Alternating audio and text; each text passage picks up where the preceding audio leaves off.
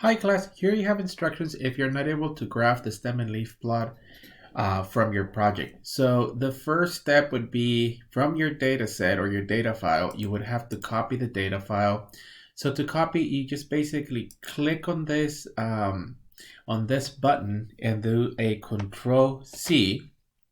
Then you would want to sign it into StatCrunch or into MyMathLab and then go from there. And then you're simply just gonna click on one cell and hit Control V to paste the data set.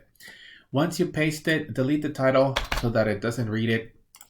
And an alternative graph, it's going to be found here. So this is a quartile plot. You find it by activating the QQ plot.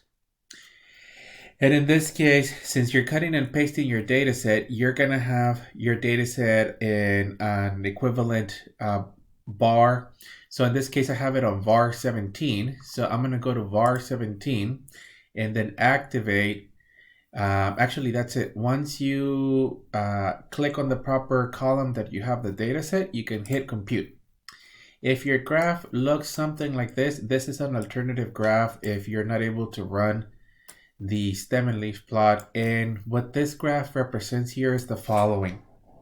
So this line here is basically a line that we use to determine if it's likely that your data set is bell-shaped.